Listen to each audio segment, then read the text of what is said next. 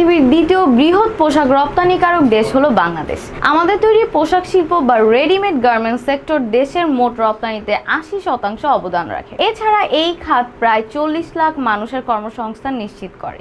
ইউরোপীয় ইউনিয়ন, যুক্তরাষ্ট্র, যুক্তরাজ্য, কানাডা এসব বড় বাজারে আমাদের তৈরি পোশাক ছড়িয়ে পড়েছে। কিন্তু বৈশ্বিক বাজারে প্রতিযোগিতা করার জন্য শুধু সস্তা শ্রমিকই যথেষ্ট?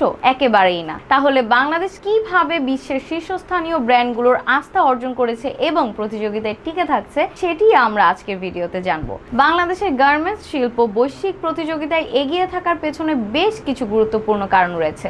প্রথমেই আছে কম খরচে উৎপাদন সক্ষমতা।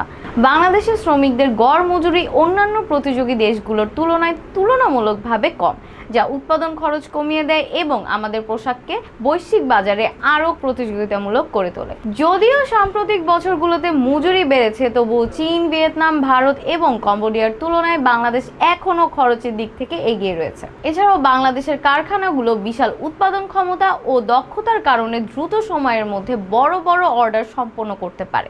আমাদের কারখানাগুলো অত্যাধুনিক মেশিনারিজ ব্যবহার করে বছরে কোটি কোটি ইউনিট পোশাক তৈরি করছে, যা আন্তর্জাতিক ক্রেতাদের নির্ভরতা বাড়িয়ে তুলছে। শুধু পোশাক নয়, বাংলাদেশের রয়েছে শক্তিশালী ব্যাকওয়ার্ড লিঙ্কেজ শিল্প, যার মাধ্যমে সুতা, কাপড়, বোতাম, জিপার, লেবেল সহ অধিকাংশ কাঁচামাল দেশেই উৎপাদিত হয়। এর ফলে আমদানির ওপর নির্ভরতা কমে এবং উৎপাদন ব্যয় ও সময় দুটোই কমে আসে, যা প্রতিযোগিতায় আমাদের এগিয়ে রাখে। বাংলাদেশ সরকারও পোশাক শিল্পের উন্নয়নে বিভিন্ন ধরনের নীতি ও প্রণোদনা দিয়ে থাকে। কর রেয়াত, রপ্তানি সহায়তা, ডিউটি ফ্রি আমদানি সুবিধা, বিশেষ অর্থনৈতিক অঞ্চল, এসব সরকারি নীতি উদ্যোক্তাদের প্রতিযোগিতায় টিকে থাকার সুযোগ করে দিচ্ছে।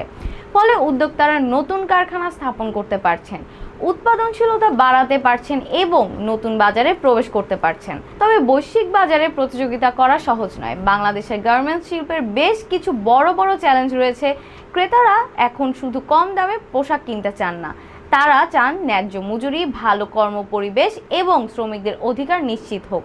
ফলে বাংলাদেশের কারখানাগুলোকে আন্তর্জাতিক মান অনুযায়ী শ্রম আইন মেনে চলতে হচ্ছে, যা অনেক ক্ষেত্রে উৎপাদন ব্যয় বাড়িয়ে দিচ্ছে। এছাড়া বাংলাদেশকে প্রতিযোগিতা করতে হচ্ছে চীন, ভিয়েতনাম, ভারত, তুরস্ক এবং ইন্দোনেশিয়ার মতো দেশের সঙ্গে। বিশেষ করে ভিয়েতনামের প্রযুক্তিগত উন্নয়ন ও উচ্চমানের উৎপাদন ব্যবস্থা বাংলাদেশের জন্য বড় প্রতিদ্বন্দ্বী হয়ে উঠছে। অন্যদিকে অবকাঠামোগত সীমাবদ্ধতা, যেমন বিদ্যুৎ ঘাটতি, বন্দর জট, সড়ক ব্যবস্থার দুর্বলতা অনেক সময় উৎপাদন ও রপ্তানিতে ব্যাঘাত সৃষ্টি করে, যা বৈশ্বিক বাজারে আমাদের প্রতিযোগিতা সক্ষমতাকে চ্যালেঞ্জের মুখে ফেলে। তবে এইসব চ্যালেঞ্জ মোকাবিলা করতে বাংলাদেশ ইতিমধ্যেই বিভিন্ন উদ্যোগ গ্রহণ করেছে। গার্মেন্টস শিল্পকে আরও টেকসই ও পরিবেশ বান্ধব করতে বর্তমানে বাংলাদেশের সর্বোচ্চ সংখ্যক LEED সনদপ্রাপ্ত গ্রিন ফ্যাক্টরি রয়েছে, যা আমাদের আন্তর্জাতিক বাজারে একটি বিশেষ স্থান তৈরি করে দিচ্ছে।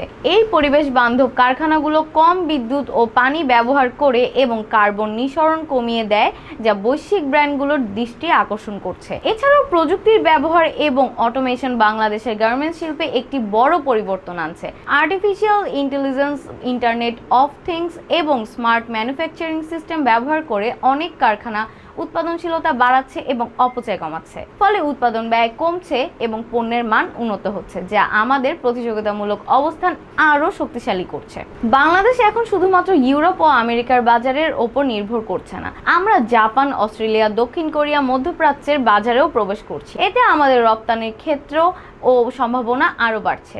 একই সঙ্গে বাংলাদেশি উদ্যোক্তারা এখন শুধু বিদেশি ব্র্যান্ডের জন্য পোশাক তৈরি করেই সীমাবদ্ধ নেই, বরং নিজেরাই ব্র্যান্ড তৈরি করে সরাসরি অনলাইনে বিক্রি শুরু করেছেন। ই কমার্সের প্রসার আমাদের গার্মেন্টস শিল্পকে নতুন মাত্রা দিচ্ছে। তৈরি পোশাক শিল্পকে আরও এগিয়ে নিতে এবং এর অবস্থান শক্ত করতে আমাদের কিছু বিষয়ে মনোযোগ দিতে হবে।